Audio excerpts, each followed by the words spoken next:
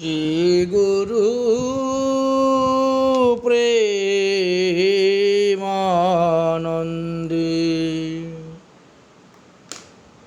নিতাই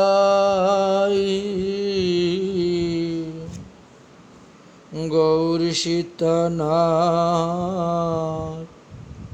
হরি হরি বল। গুরুবে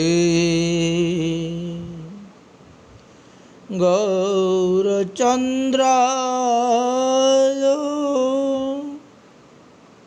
রাধিকায় তদালয়ে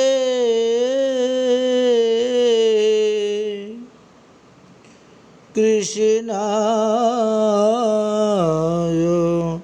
কৃষ্ণভকেতায় তদ্ভকেতায়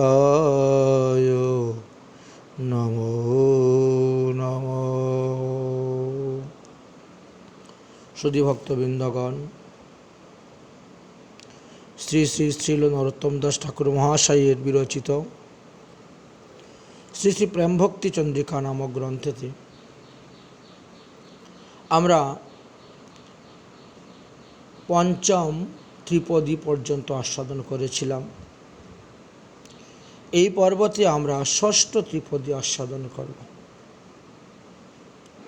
ষষ্ঠ ত্রিপদীর বিষয়বস্তু হল শ্রীগুরু করুণা সিন্ধু, অধম জনার বন্ধু, লোকনাথ লোকের জীবন, আহা প্রভু কর দয়া, দেহ মুরে পদ ছায়া, এবে যশ গোচক ত্রিভুবন। আমরা এই পর্যন্ত সব গুরুতত্ত্ব বিষয়ে গুরু মহিমা নিয়ে আলোচনা করে আসতেছি। তো এই ত্রিপদীর সুধাকর্ণিকা আমরা আস্বাদন করব। শ্রী শ্রী গুরুদেবের মহিমা কীর্তন করিতে করিতে শ্রীল ঠাকুর মহাশয়ের শ্রীগুরুর করুণার কয়েকটি গুণ স্ফুরিত হওয়ায় তাহা বর্ণন করিয়া পরম দৈন্যভরে গুরুদেবের করুণা কামনা করেছিলেন। শ্রী গুরুদেবের তো অপার করুণা, আসলে তো গুরুদেব করুণার সিন্ধু। আমরা বলে আছি আগেও যে শ্রী ভগবানের করুণার ঘনমূর্তি হলেন শ্রী গুরুদেব। অন্যের দুঃখ দুর্দশা দর্শনে চিত্ত বিগলিত অবস্থা এবং সেই দুঃখ দূরীভূত না করা পর্যন্ত চিত্তের যে উদ্বেগতা, তাকেই তো করুণা বলা হয়। আর এই লক্ষণটা আমরা সাধুগুরু বৈষ্ণবের মধ্যে দেখতেই পাই। শ্রী গুরুদেবের করুণা বিশিষ্ট বুঝিতে হইলে প্রথমত শ্রী ভগবানের করুণা কাকে বলে সেটা বুঝতে হবে। এই বিষয়ে জ্ঞাত হওয়া প্রয়োজন। কারণ বলছেন ভগবত করুণাই তো মূর্তিরূপ শ্রী গুরুদেব। শ্রীমৎ জীব গোস্বামী পাদ শ্রী ভগবানের কৃপাস্বরূপ নিরূপণ প্রসঙ্গে তিনি লিখলেন, অনুকম্পা চ পূর্ণয়পি স্বামিন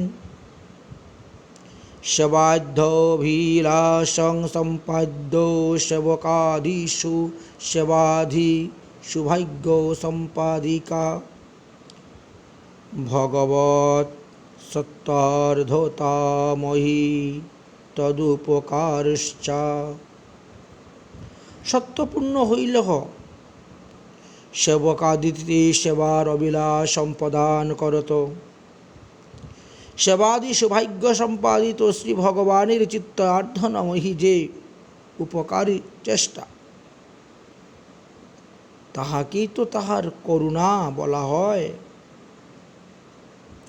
তাৎপর্য এই যে ভগবান হলেন আত্মরাম, আপ্তকাম ও শতপূর্ণ, কিন্তু এই তিনটি গুণ থাকা সত্ত্বেও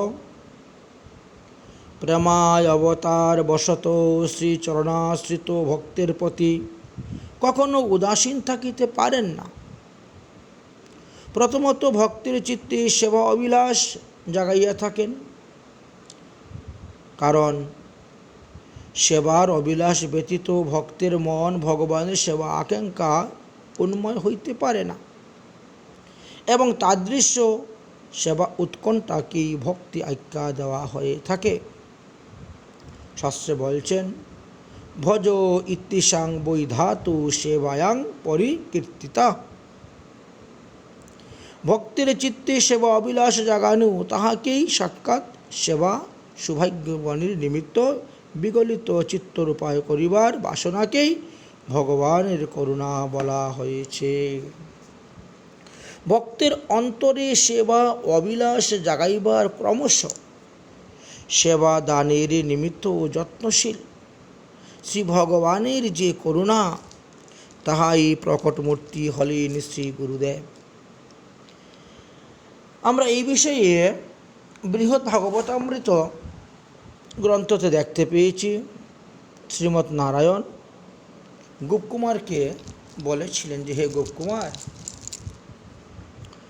তত্তে ধৈর্য কৃপা ভিক্ষো ব্যগ্রায় অনুগ্রহ কাতর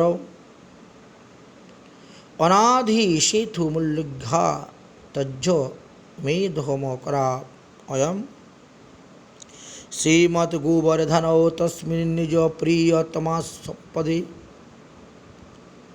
স্বয়মেব ভয়ং তাথো জয়ন্ত্যক্ষা স তে গুরু। হে বৎস, আমার প্রতি তোমার এতাদৃশ্য উপেক্ষা করিয়া আমি ব্যাকুল হইলাম, এবং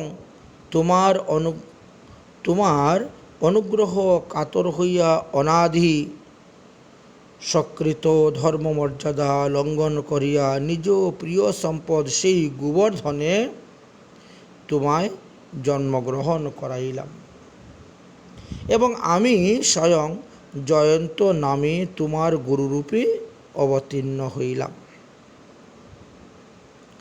জীবের দুঃখ দুর্দশা দর্শনে শ্রী ভগবান গুরুরূপে জীবের অদেয় প্রেম সম্পদান দিয়ে থাকেন, তাকে ধন্য করে থাকেন।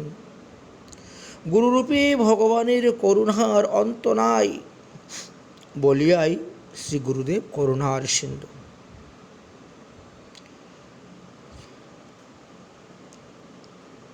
আবার এদিক দিয়ে যদি আমরা গুরুদেবের বৈশিষ্ট্যতা আলোচনা করি, তাহলে বোঝা যায় শ্রী গুরুরুষ্ট হইলে কি অবস্থা হয়। হরিরুষ্ট হইলে শ্রী গুরু রক্ষা করিতে সমর্থ, কিন্তু গুরুরুষ্ট হইলে কেহই রক্ষা করিতে পারেন না। তাই সর্বপ্রকার প্রযত্ন সহিত শ্রী গুরুদেবকে প্রসন্ন করিতে হইবে। হরৌ রষ্টে গুরুস্ত্রয়া গুরু রুষ্টে ন কশ্চন তস্মাৎ সর্বপ্রযত্নেন গুরুমেব প্রসাদয়েৎ। পদ্মপুরাণে দেবহূতি দেবীর স্তুতিতে দেখা যায়, ভক্তির যথা হরোর মেহন্তি তদরিষ্টা গুরু যদু মমাস্তি তে সন্তো নহ সন্দর্শ্রুতম মে হরি। শ্রী হরিতে আমার যে পরিমাণে ভক্তি আছে, তাহা হইতেও যদি গুরুতে অধিক ভক্তি থাকে, তাহা হইলে সেই সত্য বলেই শ্রীহরি আমায় দর্শন দান করিবেন। এখানে যেমন তৎ বরিষ্ঠা শব্দে ভগবত ভক্তি অপেক্ষাও গুরু ভক্তির মহিমা অধিক প্রদর্শনিত হইয়াছে। তাই তৎ ভগবৎ স্বরূপ হইতে শ্রী গুরুস্বরূপে কৃপাধিকার অধিক সূচিত হইয়াছে।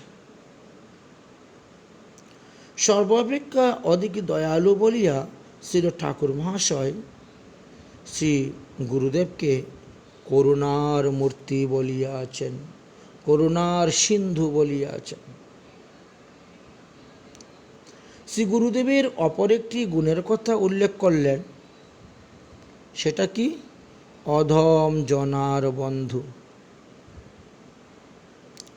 শ্রী গুরুদেবের করুণা হইলেহ তাহার শ্রীচরণ আশ্রিত ভক্তকে অধম বা দীন হইতে হইবে, কারণ তিনি অধম জনার বন্ধু। তাই অধম বা দীনভাবাপূর্ণ চিত্তই সাধুগুরু বৈষ্ণবের করুণা যথাযোগ্য আধার অর্থাৎ লাভ করা যায়। মহৎ কৃপা সম্বন্ধে শ্রীমতী জীব গোস্বামী পাদ লিখেছিলেন। তিনি বললেন, শতাং কৃপা চ দুরবস্থা দর্শন মাতৃত ভবান সুপাসনাধ্যোপেক্ষা যথা শ্রী নারদস্য ন লোকবের মণিগর্ভয় উদাহরণ দিলেন। তাই দুর্দশা দেখলে পরে মহতের কৃপা হয়, অধম দৈন্য দেখলে পরে মহতের কৃপা হয়। জীবের দুর্দশা বা দুঃখ, দুর্দশাদি দর্শনী, দুরবস্থা দর্শনী সাধুগণের কৃপা হয়ে থাকে, তাদের প্রতি সাধুদের কৃপা বর্ষিত হয়। এটা আমরা বহু শাস্ত্র পুরাণে দেখতে পেয়েছি। জীবের পক্ষে সাধুগণের উপাসনাদির কোনো অপেক্ষা নাই, তারা এমনিতেই কৃপা করে। যেমন নলকুবর মণিগ্রীব, তাদের দুরবস্থা দর্শনী, তাদের প্রতি শ্রী নারদমণির করুণা হয়ে গিয়েছিল। তিনি বললেন, যাও বৃন্দাবনে গিয়ে গোকুলে নন্দ মহারাজের আঙ্গিনার দুটি বৃক্ষ হয়ে জন্মগ্রহণ করে থাকো, তাহলে অবশ্যই শ্রীকৃষ্ণের পাদস্পর্শে তোমরা উদ্ধার হইবে। শ্রী গুরু কৃপা সম্বন্ধে তাহাই জানিতে হইবে। কেহ কেহ ধন জন আবিজ ইত্যাদির অভিমানে মত্ত হইয়া অর্থ সম্পদাদি দানে যথাসম্ভব শ্রী গুরুদেবীর সেবা করিয়া সদানন্দময় মূরতি শ্রী গুরুর স্বাভাবিক প্রসন্নতা দর্শন মনে করিয়া থাকেন।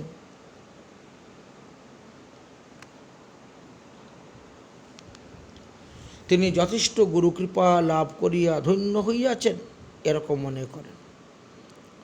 সুতরাং তিনি যতই ভোগ সম্পদ দিয়ে মত্ত থাকুন না কেন, গুরুকৃপা তাহাকে একদিন শ্রী ভগবানের চরণ সমীপে লইয়া যাইবে।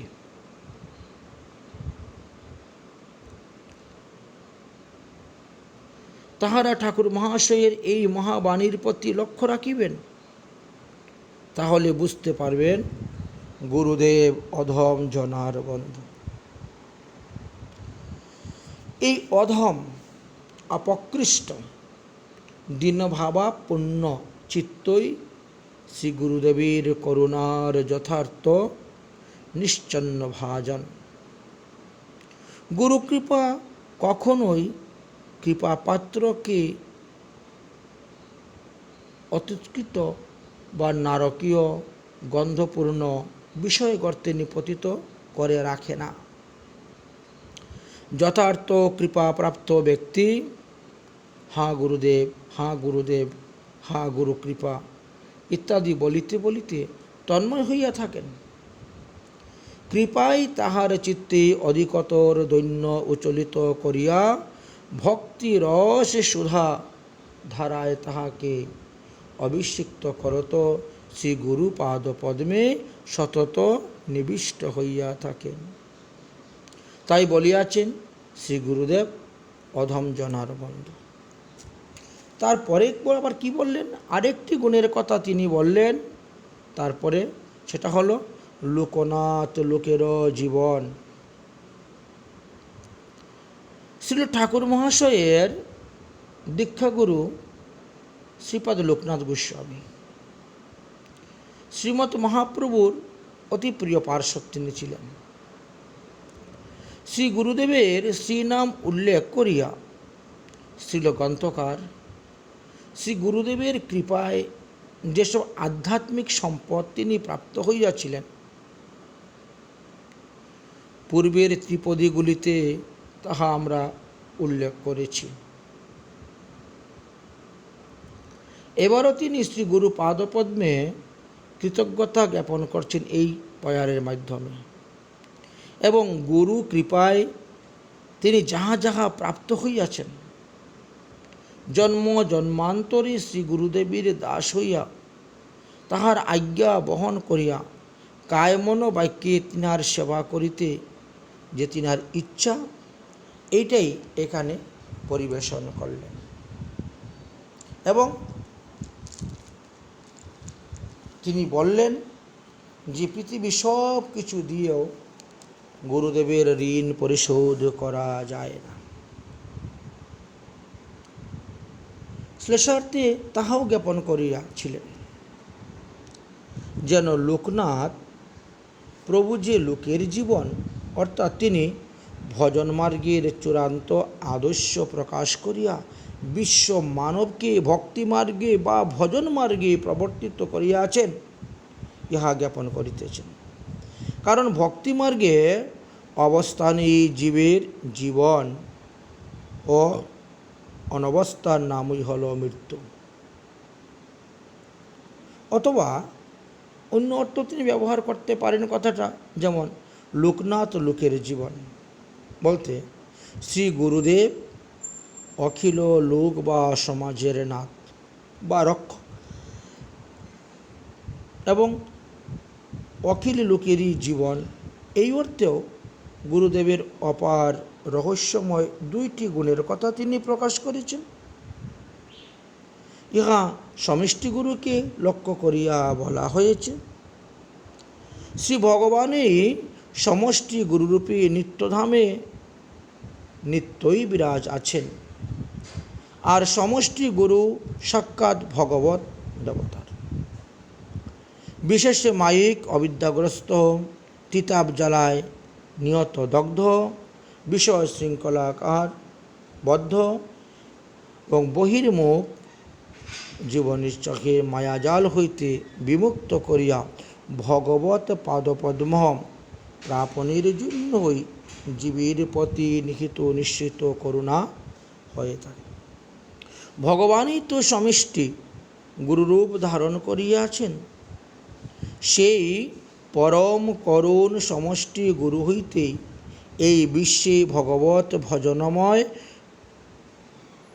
মহৎ ভক্তি বিগ্রহে গুরুত্ব শক্তি আবির্ভাব হইয়া সকলকেই পৃথক পৃথক বেষ্টি গুরুতে প্রবিষ্ট হইয়া থাকেন। শ্রীমৎ জীব গোস্বামী পাদ এই ব্যাপারে বললেন, জয়েব ভগবানম অত্র বেষ্টিরূপত্বয়া ভক্তাবতারত্বেন শ্রীগুরুরূপা বর্ততে, সয়েব তত্র সমষ্টিরূপতয়া স্ববাম প্রদেশে সাক্ষাৎ অবতারাত্মেনাপি তদ্রূপ বর্ততে ইতি। সেই সমষ্টি গুরুই এই বিশ্বের নিখিল বেষ্টি গুরুতে প্রকাশিত হইয়া বিশ্ব মানবকে মায়ার কবল হইতে রক্ষা করে তাদেরকে ভক্তি প্রদান করিতেছেন। তাই লোকনাথ লোকের জীবন এই কথা বলিয়াছেন। শ্রী ঠাকুর মহাশয় এই রূপে বিপুল গুরু মহিমা স্ফুরণে পরমা আরতি ভরে শ্রীগুরুর করুণা প্রার্থনা করেছিলেন। আহা প্রভু কর দয়া, দেহ মরি পদছায়া, এবে যশ গোচক ত্রিভুবন।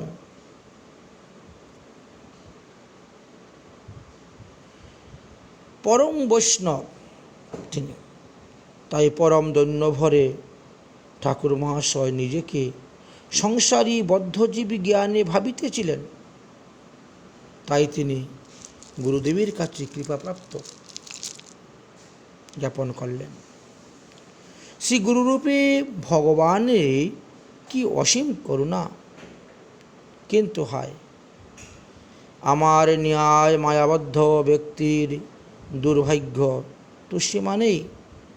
সুতরাং আমার প্রতি কি তাহার কৃপা কণা বর্ষিত হবে? এই কথা চিন্তা করিয়া অতিসূচক আহা শব্দটি উল্লেখ করিয়াছিলেন। সঙ্গে সঙ্গে ভাবিতেছেন, শ্রীগুরু পরমার্থ সম্পদ, শ্রীগুরু পরম অসমর্থ পতিত উদ্ধারই তাহার লীলা। অতএব আমার মতন অযোগ্য শিষ্যের প্রতি কি তাহার এইরূপ দয়া হইবে? চিন্তা করছিলেন।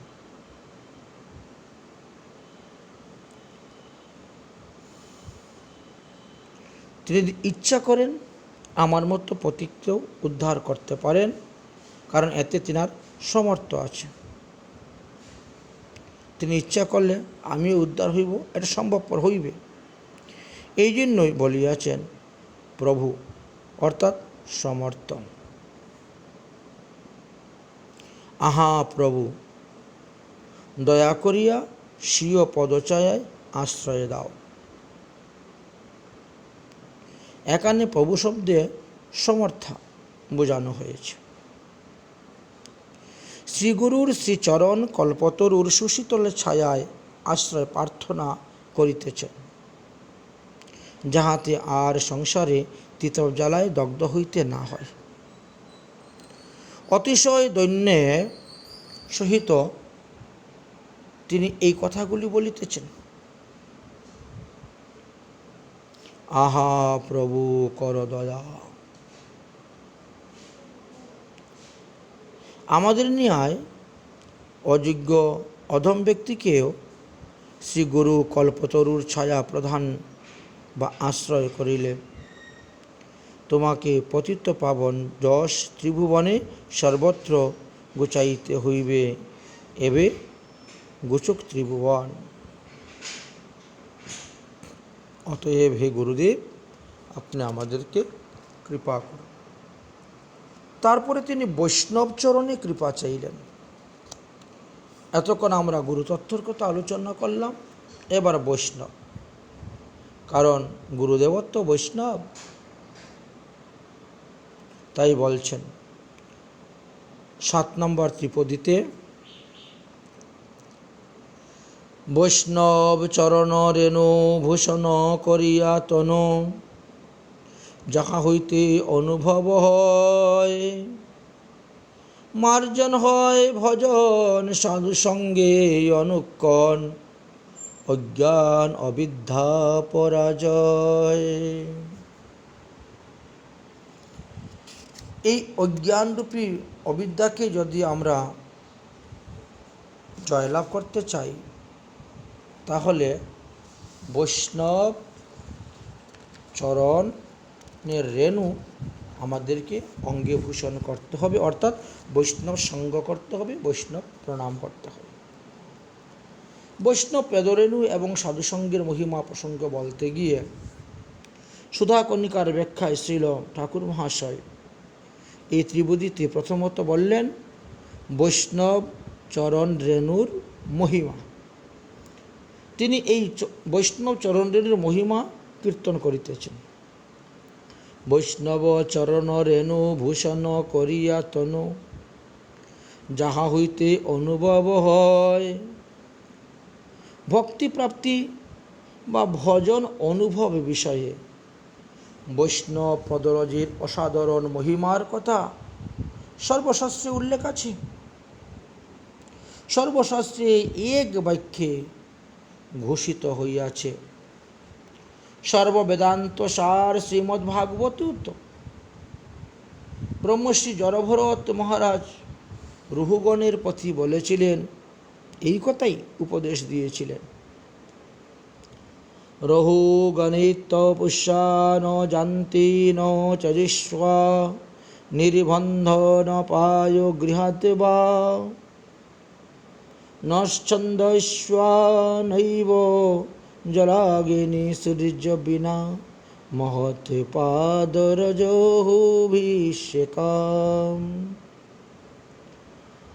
হে মহারাজ রহুগণ, মহৎগণের পদরজ দ্বারা অভিষিক্ত না হইলে তপস্যা, বৈদিক কর্ম, অন্নাদি দান, গৃহাদি নির্মাণার্থ, পরোপকার, বেদাভ্যাস অথবা জল অগ্নি সূর্যের উপাসনা প্রভৃতি অপর কোনো সাধনের দ্বারাই ভগবত তত্ত্ব জ্ঞান লাভ করা যায় না, প্রাপ্ত হওয়া যায় না। অতএব ভগবান জ্ঞান লাভ করতে গেলে আগে বৈষ্ণব চরণ রজেতে এই দেহটাকে গড়াগড়ি দাও, তবেই হবে। ঠিক তেমনিভাবে প্রহ্লাদ মহাশয় তাঁর পিতা হিরণ্যকশিপুর প্রতি তিনি বলেছিলেন, নৈশাং মতি তদরু ক্রমগ্রিণী পৃষ্য তাদর নাথ নোপয়ো যথর্থ মহিষ্বাং পাদ রজোভিষেকং নিশ্চিন্ন নান্যাং ন নিবৃত্তি যাবতে। যেই পর্যন্ত বিষয় অভিমান শূন্য মহৎগণের শ্রীচরণধূলি দ্বারা অভিষিক্ত না হয়, সেই পর্যন্ত বিশ্ব মানবের মতি ভগবত চরণকে স্পর্শ করিতে পারে না। অর্থাৎ শ্রীকৃষ্ণ পাদপদ্মে কাহারও মতি জাত হইতে পারে না, যত পর্যন্ত বৈষ্ণব চরণে তিনি গড়াগড়ি না দিবেন বৈষ্ণব রজতে। তাহলে এইসব উক্তির দ্বারা বোঝা যাচ্ছে যে বৈষ্ণব চরণ রেণু অঙ্গে ধারণ করা, ভূষণ করা কতটুকু প্রয়োজন, যদ্বারা শ্রীকৃষ্ণ পাদপদ্ম অনিষ্ট মতির দ্বারা নিখিল অনর্থ সততই নিবৃত্ত হইয়া যায়। সত্য পরীক্ষার নিমিত্ত ভিগুমুনিয়ত নারায়ণের বক্ষে পদাঘাত করিলে পর নারায়ণ তখন কি বলেছিলেন?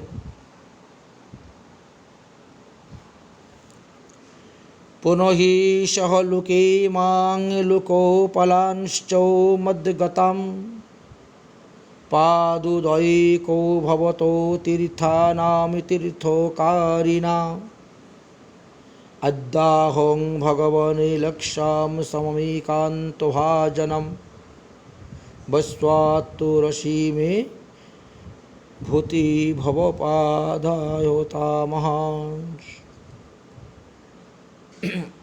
এই শ্লোকের পয়েরগুলো খুব সুন্দর করে বৃন্দাবন দাস ঠাকুর পদ্মা অনুসারে শ্রীচৈতন্য ভাগবতের মধ্যে উল্লেখ করেছিলেন। সে কথা বলতেছি, শ্রবণ করুন। এই যে তোমার পাদোদ্যক পূর্ণ জল তীর্থে করেহে তীর্থ হেনসু নির্মল, যতেক ব্রহ্মাণ্ডে বৈশে আমার দেহেতে, যত লোকপাল সব আমার সহিতে, পাদোদক দিয়ে আজি করিলা পবিত্র, অক্ষয় হইয়া রহুক তোমার চরিত্র। এই যে তোমার শ্রী চরণ চিহ্ন ধুলি বক্ষে রাখিলাম আমি হইয়া কৌতূহলী, লক্ষ্মীশনে নিজ বক্ষে দিল আমি স্থান, বেদে যেন শ্রীবৎসলাঞ্চ বলে নাম। স্বয়ং ভগবান শ্রীকৃষ্ণ উদ্ধবের প্রতি এইভাবে পদরেণুর মহিমার কথাও বর্ণন করেছিলেন। তাহলে নারায়ণ বললেন যে, হে ভিগুমণি, তুমি পরম বৈষ্ণব, তুমি যদি কোনো তীর্থতে গিয়ে স্নান করো, পা ধৌত করো, তাহলে তীর্থ তোমার চরণ ধৌত জল পাইয়া পবিত্র হয়ে যান। আজ তুমি যে চরণ আজ আমার ভক্তে ধারণ করলে, তোমার এই চরণের ধুলার দ্বারা আমার বক্ষে যে চিহ্ন স্থাপিত হলো, সেটাকে আমি শ্রীবৎস লাঞ্ছন চিহ্ন নামে অভিহিত করে রাখব। এটা আমি ধারণ করব। আজ লক্ষ্মী নিশ্চিতভাবে এইখানে স্থান পেলেন এবং তিনি বসবেন। তাই নারায়ণ বৈষ্ণব চরণরেণুর মহিমা কীর্তন করলেন। ঠিক তেমনিভাবে কোনো এক সময়ে ভগবান শ্রীকৃষ্ণ উদ্ধবের প্রতি বলেছিলেন এই চরণরেণুর মহিমার কথা। অনুব্রজামহম নিত্যম পয়ুয়ে স্তাঙ্ঘিরেণুভি। এটা ভাগবতের একাদশ স্কন্ধের 14 অধ্যায়ের 16 নম্বর শ্লোকে আছে। হে উদ্ধব, আমি ভক্তির চরণধূলি দ্বারাই ভক্তিপ্রাপ্ত করাইয়া ব্রহ্মাণ্ডকে পবিত্র করিব বলিয়াই ভক্তির অনুগমন করিয়া থাকি। ভক্তের চরণরেণু পাওয়ার জন্য ভগবান বলছেন আমি ভক্তের পিছনে পিছনে ধাবমান হয়ে থাকি। এই শ্লোকে শ্রীধর স্বামী যখন ব্যাখ্যা করলেন, তখন তিনি বললেন যে ইদানীং এই বিষয়ে কলিতে শ্রী রাধা কৃষ্ণের মিলিত বিগ্রহ শ্রীমৎ মহাপ্রভু ভক্তিরস আস্বাদনের লালসায় বৈষ্ণবগণের পদরেণু গ্রহণ করিয়াছিলেন। সবার চরণধূলি পায় বিশ্বম্ভর, চৈতন্য ভাগবতে আছে। আবার শ্রীল কৃষ্ণদাস কবিরাজ গোস্বামী লিখলেন ভক্তপদ ধুলিয়ার ভক্তপদ জল, ভক্তভুক্ত অবশেষ তিনি মহাবল। এই তিন সেবা কইলে কৃষ্ণ প্রেমা হয়, পুনর পুনর সর্বশস্ত্রে ফোকারিয়া কয়। শ্রীল ঠাকুর মহাশয় বৈষ্ণব চরণরেণুর দ্বারা দেহকে ভূষিত করিবার কথা বলিতেছেন। বৈষ্ণব চরণরেণু ভূষণ করিয়া তনু, অর্থাৎ জগতের নরনারী যেমন দেহকে অলঙ্কৃত করেন নানা প্রকার সোনা রূপা আদি অলঙ্কারের দ্বারা, অতি যত্নে ভূষণাদি ধারণ করিয়া তারা থাকেন, তদ্রূপ স্বীয় আত্মাকে অলঙ্কৃত করিবার নিমিত্ত অতি যত্নে ভক্তিভরে বৈষ্ণব চরণরেণু নিষেবন করিতে পারেন। ইহার দ্বারা বৈষ্ণবের প্রতি পরম ভক্তিই উপদিষ্ট হইয়াছে। বৈষ্ণবানাং পরাভক্তি নারদ পঞ্চরাত্রে লেখা আছে। অর্থাৎ বৈষ্ণবগণের প্রতি পরমা ভক্তি করিবে। ভক্তিমার্গে সাধকগণের নিকটে বৈষ্ণবগণ শ্রী বিষ্ণুর ন্যায়ী পূজ্য, বৈষ্ণবা বিষ্ণুবৎ পূজ্য।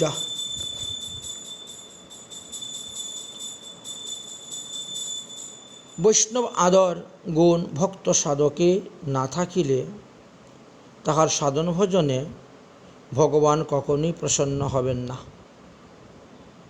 এটা মনে রাখবেন। তাই যে যত বেশি বৈষ্ণবকে আদর করবেন ভগবান তার প্রতি তত প্রসন্ন হবেন। এটা তো গীতার মধ্যেও আছে, কিন্তু গভীরভাবে চিন্তা করলে পাবেন। যে মে ভক্ত জনা পারত ন মে ভক্তাশ্চ তে জনা মদ্ভক্তাঞ্চ ইয় ভক্তা স্তে মে ভক্ত তমাম মথা, এইখানে পেয়ে যাবেন। এর মধ্যেই বৈষ্ণবকে শ্রদ্ধার ভক্তি প্রমাণের কথা লুকিয়ে আছে।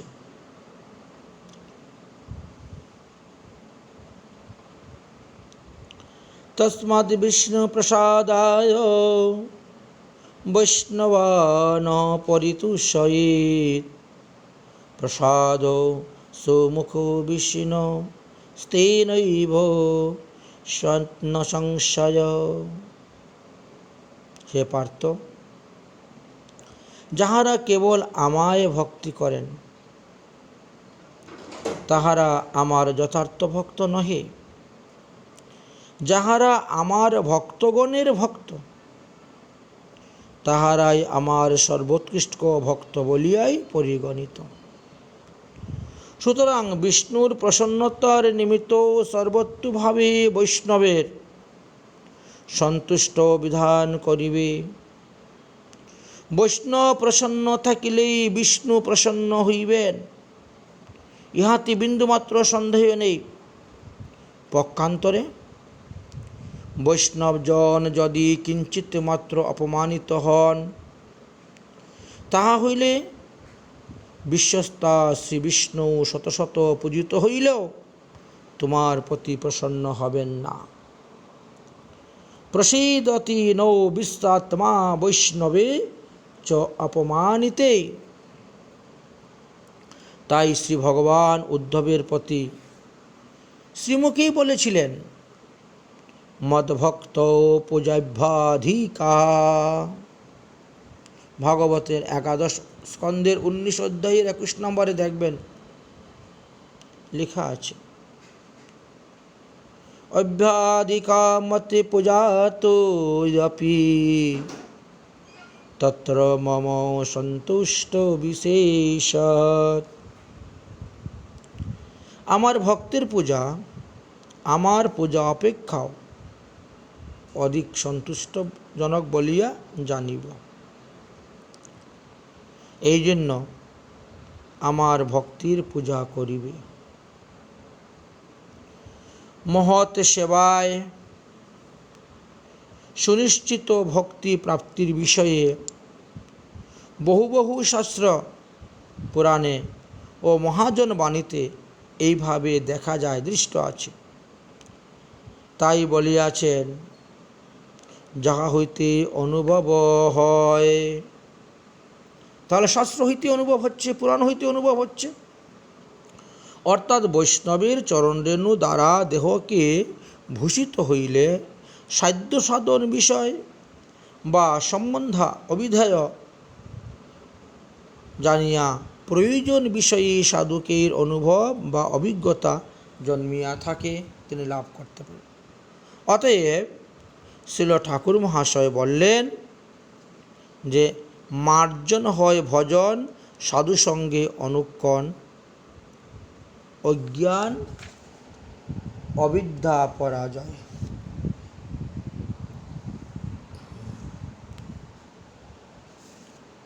আসুন তাহলে আমরা দেখি এই ব্যাপারে কি বললেন।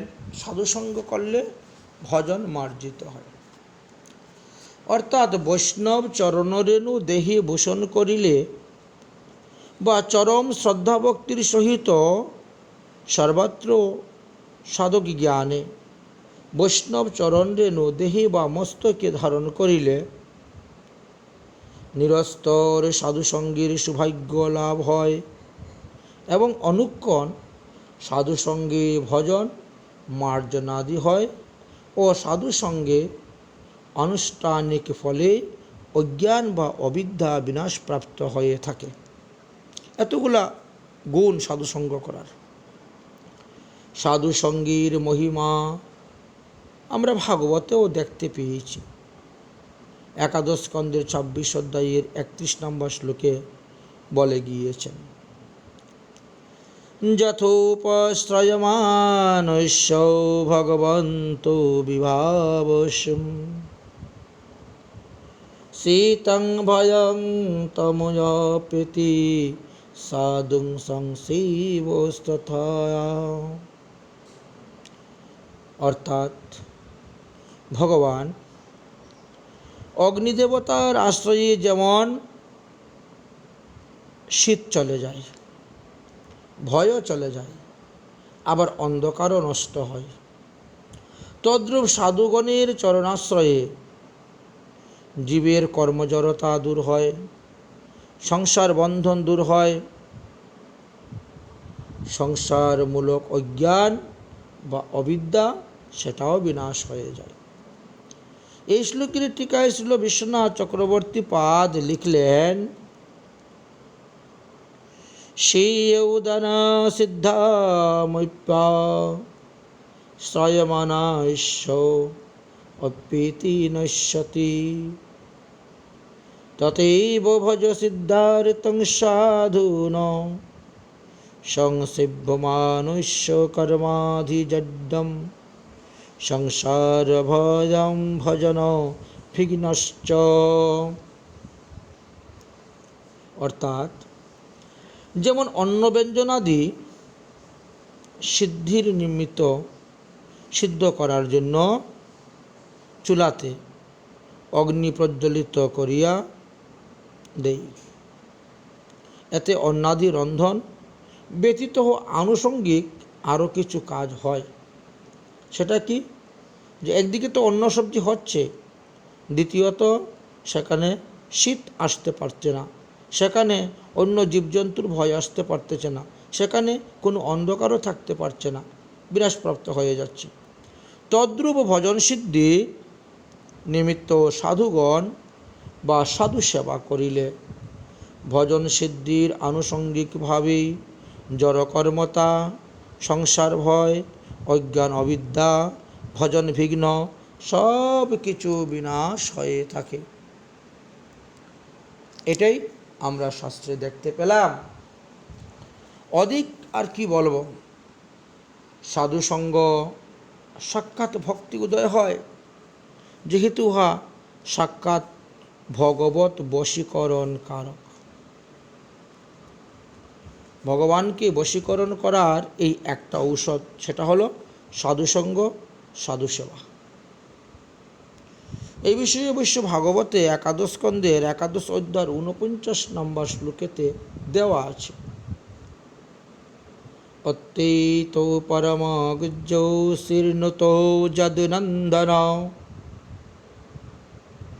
সৌগৈপামাপি বক্ষ্যামি তং মে ভৃত্যং সুহৃৎসখা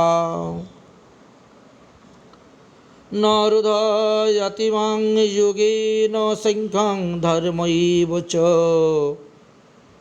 ন শ্রদ্ধায়স্তু পুস্তাগং নষ্টং পূতং ন দক্ষিণা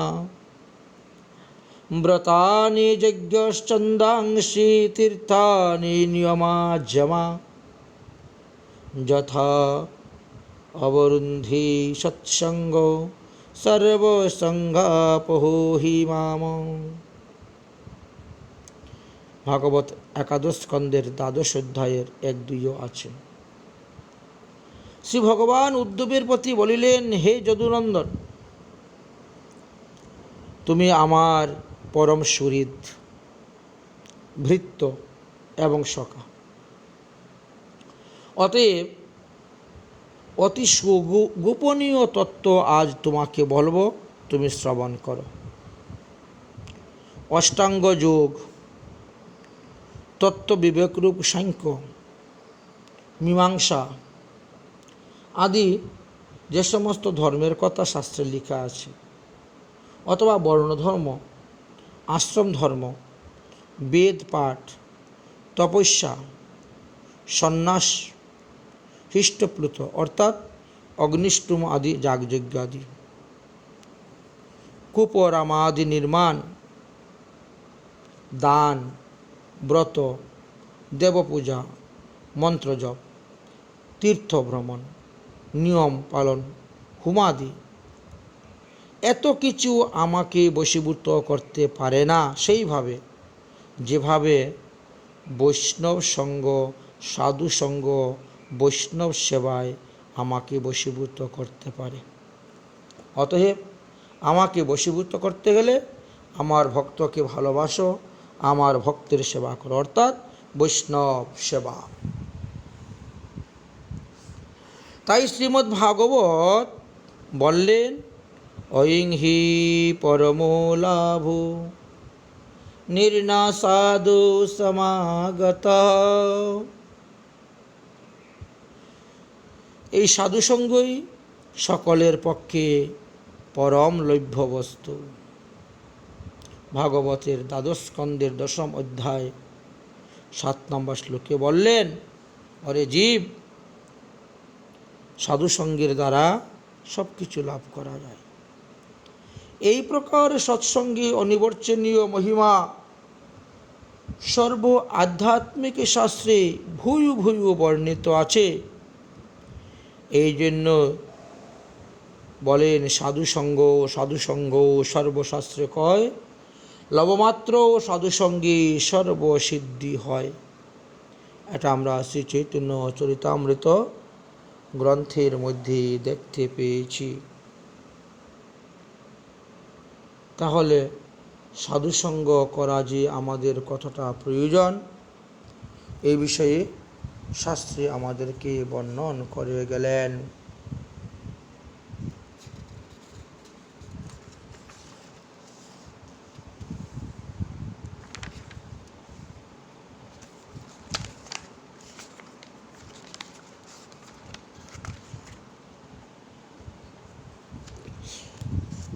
করুণার মূর্তি হলেন বৈষ্ণবগণ। বৈষ্ণবগণ হলেন করুণার মূর্তি, তারা হলেন প্রেমের মূর্তি।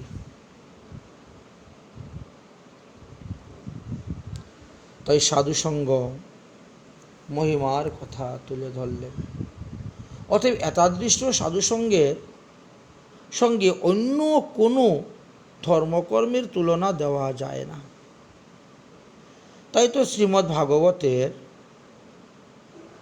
1:18-13 দৃষ্ট আছে, তুলয়াম লবেনায়পি ন স্বর্গ নাপু ভবম ভগবতে সঙ্গী সঙ্গস্য মৃত্যানাম কিমুনাশ্রিতঃ। অর্থাৎ স্বল্পমাত্র সাধুসঙ্গে যে ফল লাভ করা যায় তাহা স্বর্গের মুক্তিকেও তুচ্ছ করে দেয়। মর্ত্যলোকের মানবের ভোগ ও ইচ্ছা রাজ্যাদি সম্পদ সুখে সহিত যে তাহারা তুলনাও করতে পারবেন না, এত সুখ এত আনন্দ সাধুসঙ্গে পাওয়া যায়। এই জন্য সাধুসঙ্গ কৃষ্ণ সেবার মহিমার কথা বর্ণন করে গিয়েছেন। আমরা তার পরবর্তী শ্লোকে দেখব এই বিষয়ে আর কি কি আলোচনা করেছিলেন। আমরা সেই সমস্ত তত্ত্বকথাগুলা ক্রমে ক্রমে আস্বাদন করব।